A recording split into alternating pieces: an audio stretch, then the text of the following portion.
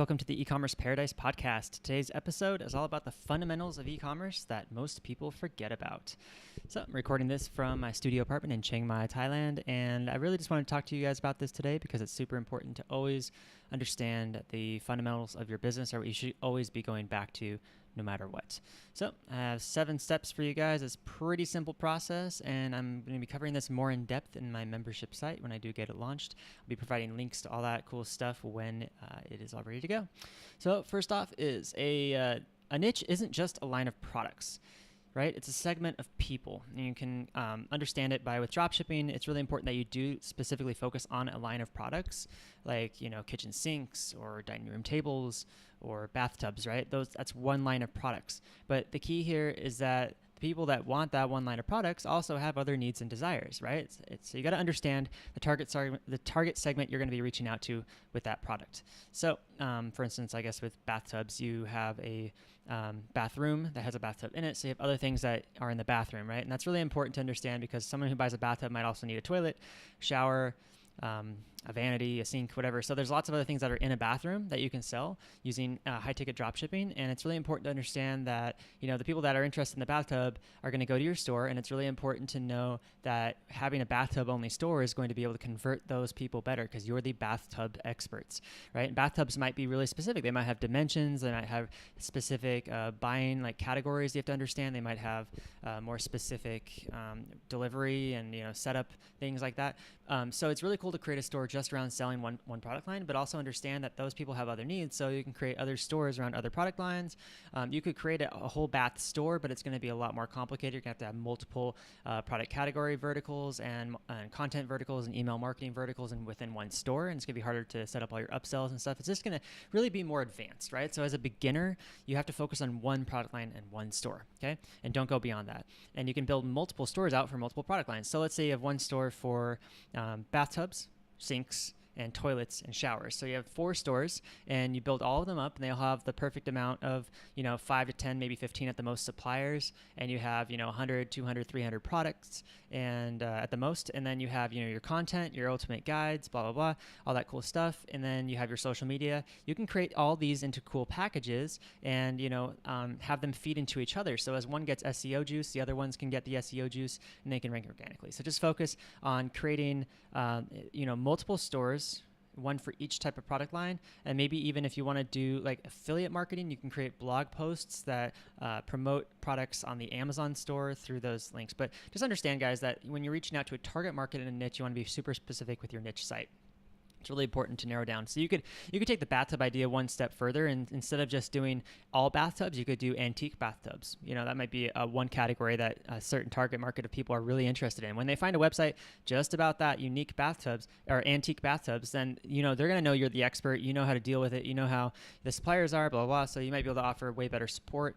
And if you're into it, you're into it. So of course, with anything, niche selection, you want to make sure that you're also super passionate about it because you're the guy that's going to be behind it. So if you're just starting out, you don't have a ton of money to outsource with, you got to be passionate about it to the level that you're willing to write all this cool content, make videos and stuff like that. Now, if you're not and you're just a marketer, it's super important that you have a great team behind you. So you're going to need a content creator. You're going to need someone to edit and format the content, make sure it's really good and add links to it and then publish it for you. And you're going to need somebody who's going to upload products and do web design and stuff like that. So there's a lot of different things that, us as entrepreneurs, internet marketers do on a daily basis. And as a professional marketer, you're going to have to hire a whole team to do that. All right, so that's the basic behind niche selection and making sure that you're really specific on your dropship stores. It's really important, guys. Number 2 is getting suppliers is really as easy as making a phone call. Suppliers are entrepreneurs like you and I. They're business owners. They're like-minded people. So a lot of the times you're dealing with people that are around your same age. If you're in the 30, 40-year-old age range, these suppliers, brand owners and stuff like that, they're in the same age range. So, they have similar interests in their life. They have similar desires. They have similar things going on. So just be upfront with them and be totally cool. It's going to be a fun conversation. Calling suppliers is no different from calling a friend. So just focus on that and you can get the best suppliers on board. Now, the key here, though, is that, of course, you want to have a sales plan for your suppliers. So you want to make sure that you come to them confident that you have really great marketing skills, that you're building a great site around their around that niche that they're in, and then that you're going to be able to provide them, tons of sales. So come up with a number that's equal to maybe like 100 units per year, whatever the cost per unit is. That's what you tell them as far as a sales figure goes, and that's the smart thing to do.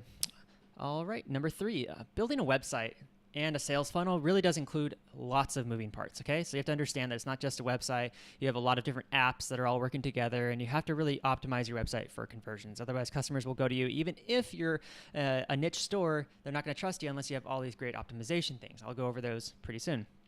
You do want to make sure you're not getting hung up on the little tiny things, but you do want to make sure you get them done, because every little piece of the puzzle matters. So first one is social proof. That includes like having reviews and stuff like that on your website. Reviews are super important. So if you don't have reviews to start off with, go and find them from your brand supplier and see if they have any. Second one is scarcity and urgency. So scarcity can be made just by saying you have low stock on hand. If you're doing drop shipping, the supplier may or may not have stock on hand of that product, and it's hard to sync that up, especially with manual drop shipping. Just keep in mind you can always just put a number on there, an arbitrary number, and keep it around like 3 to 5, because that's usually the number that's pretty low. People want to buy now, and then have wording in there that says stock is low, running out soon. Buy now before it's out. And then you want to have urgency, and urgency is like a countdown timer or something like that. It may run out soon, and or you can have some kind of a coupon code on the site that expires within 24 hours or something like that. Those are all great things to do.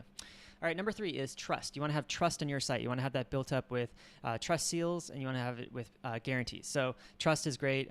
You really need to have like Trust Guard is a really good way to build trust with your customers, and then Norton Shopping Guarantee is a really good one too.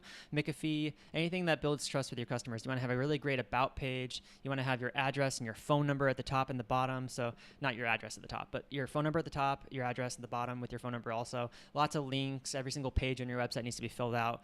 Pictures and videos of yourself as the owner of the website. I think it's a really good idea. It builds trust.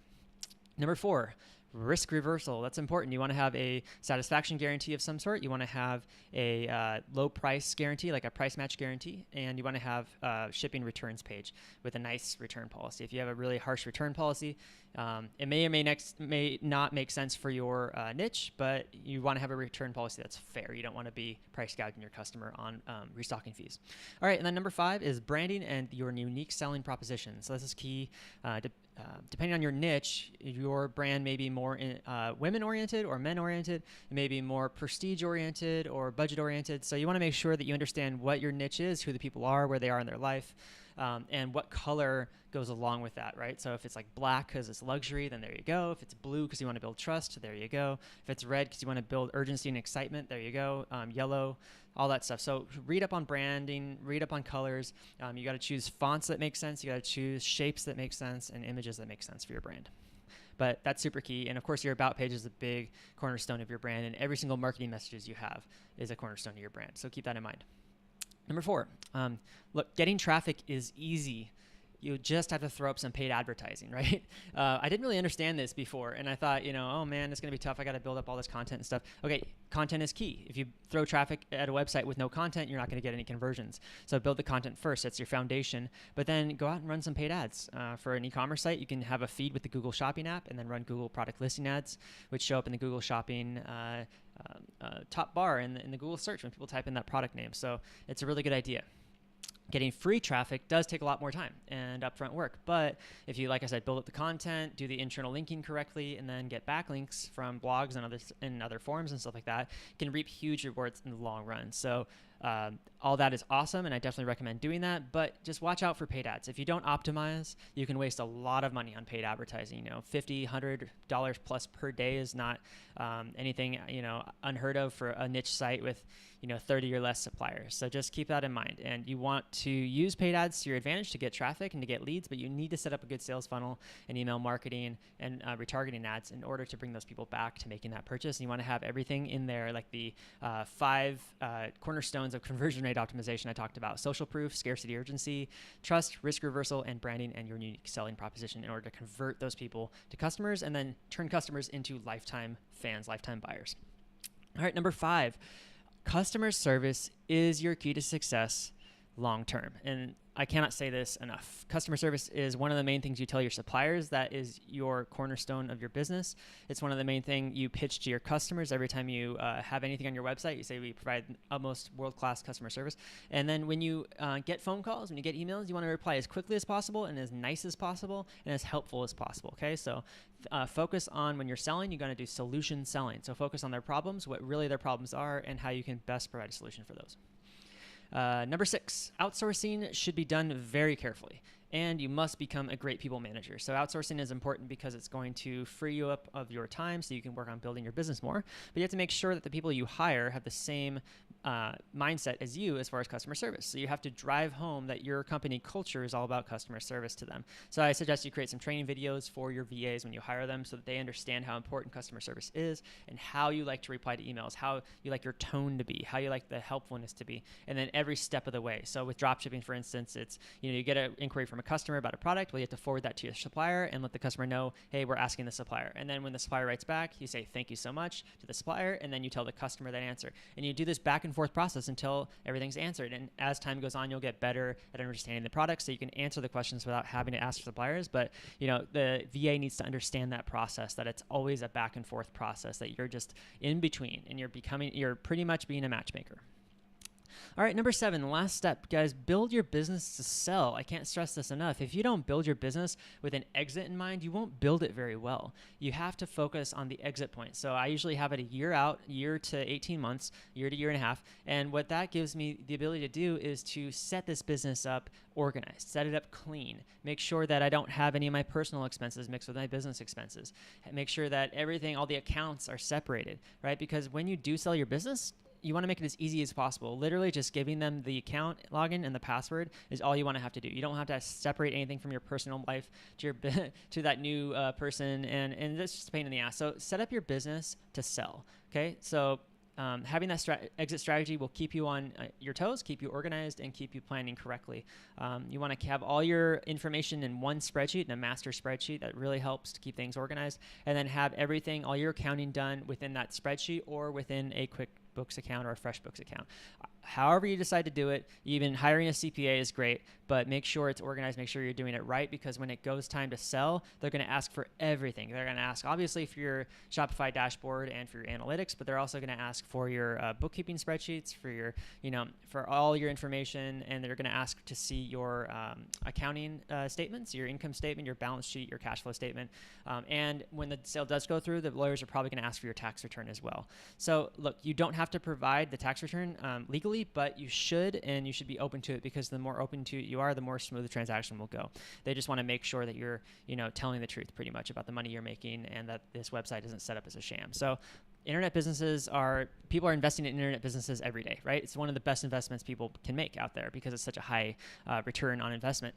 So make sure that you're setting yours up to sell, so it makes it easier for you in the long run. All right, guys. Well, I hope you enjoyed this podcast, the 7 fundamentals of e-commerce that most people forget. Make sure you subscribe to my YouTube channel and subscribe to the podcast on iTunes, E-commerce Paradise. And hopefully I'll get this membership site up soon so you guys can start learning how to set up your dropship business today. All right, guys. Take care. See you out there.